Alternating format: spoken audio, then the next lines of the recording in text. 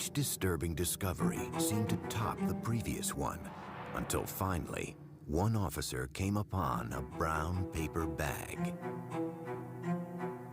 He opened the paper bag and saw a hank of human hair, and as he himself later described it, he said he had no idea what possessed him to do it, but just sort of reflexively, he reached in and pulled this thing out.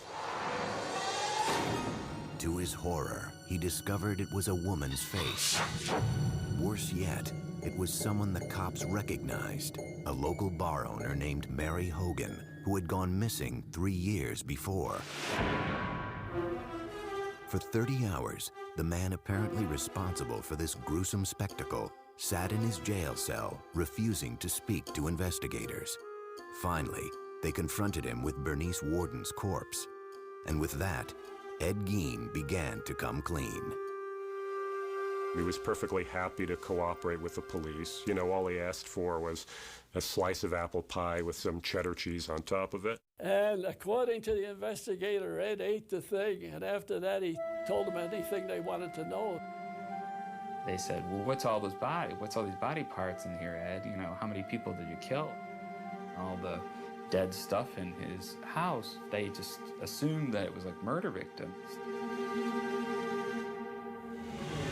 All told, Gein would confess to only 2 killings: Bernice Worden and Mary Hogan.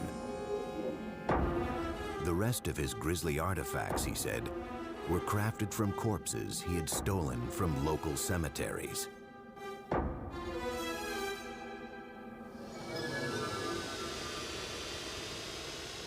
Plainfield woke up that Sunday morning to find out what had been living in their community for all these years, and that was Ed Gein. My dad, he couldn't tell us what had happened. He just said, I want you to come in and watch the news tonight with me. And the news came up on the television. He was the person. I just said to my dad, oh my gosh, that's Ed. We were all upset. We were all devastated. We were horrified about what had happened. It was a terrible, horrible thing. It was just such a complete shock, I guess. It was something that was a little bit difficult to talk about. It wasn't just the murder of Bernice Worden that was so disturbing. It was the other terrible things that he did that was upsetting so many people. I mean, this is a guy who had been living in their community almost all his life and been a babysitter for their children, had been eating at their table. Well, look what he did and how he did. They couldn't believe it. Well, I always figured he was just perfectly harmless and rather simple. Plainfield's shock would soon be America's. Almost immediately, hordes of reporters descended on the town. It was the beginning of Ed Gein's transformation from anonymous psychotic to cultural icon. And it could all be traced back to the story of his childhood. Because in the words of Norman Bates, a boy's best friend is his mother.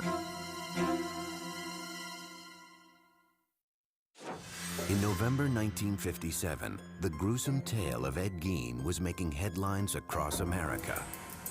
The country's morbid fascination with the man the papers were calling the Mad Butcher of Plainfield was not lost on author Robert Bloch, who was living in Wisconsin at the time. It was exactly the time that the Gein case was breaking in the newspapers, and Bloch immediately recognized that it would be a wonderful basis for a horror story. The result was Bloch's 1959 novel, Psycho, which Alfred Hitchcock would bring to the big screen the following year. The story of Psycho is the story of Norman Bates, a single, deeply disturbed mama's boy, for lack of a better word, who runs a hotel and murders unsuspecting young women who cause him to have any sexual urges or impulses. One of the main things that Bloch took from the Gein case was the psychological relationship between Norman and his mother, which very much parallels that between Annie and his mother. Augusta Gein had been dead 12 years when police entered the house she had once shared with her son. As they worked their way from room to room, searching for clues that might explain what would drive someone to commit such crimes, they came upon a doorway that had been boarded up. And by that time, of course, they had seen so many horrific things, they had no idea what they were going to discover behind the doors of this room. And when they broke it down, what they discovered was that it was a room that was kept in a state of perfect, pristine preservation. And that turned out to be the room of Ed's mother. The bed was made. There was a table, night table. Had a Bible on it. The room was very dusty, musty. The wallpaper was sort of a rose-tinted thing, but it was all kind of discolored. And that was his shrine to his mother.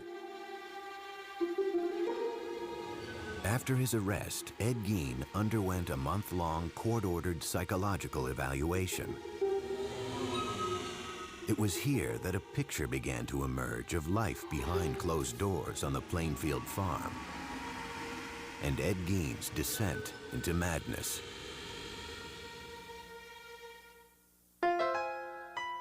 Born in 1906 in La Crosse, Wisconsin, Edward Theodore Gein was the son of an alcoholic grocery store owner and a strong-willed, God-fearing housewife.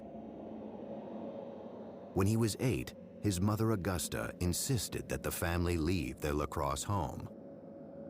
One reason, apparently, she insisted that the family move from La Crosse was because, in her mind, you know, it was like Sodom and Gomorrah. With the proceeds from the sale of their grocery store, the Gein family settled onto a 200-acre farm in Plainfield. Isolated, the family dynamic grew stranger and stranger. Mr. Gein had a very strange relationship with his mother. It was a love-hate relationship. He listened to her and worshiped her and followed her very closely. She was religiously devout, if not fanatical woman. Very, very domineering, very, very strong-willed. I mean, she completely dominated her husband, as well as her 2 sons, Gein and his brother Henry. Augusta would preach a lot out of the book of Revelations that said that women were whores, women were tramps, women were definitely evil beings out to, you know, hurt people. The Gein household really became a sort of breeding ground for psychopathology. You know, you have these 4 people stuck together, completely under the sway of this woman. So it really becomes an incubation place for madness.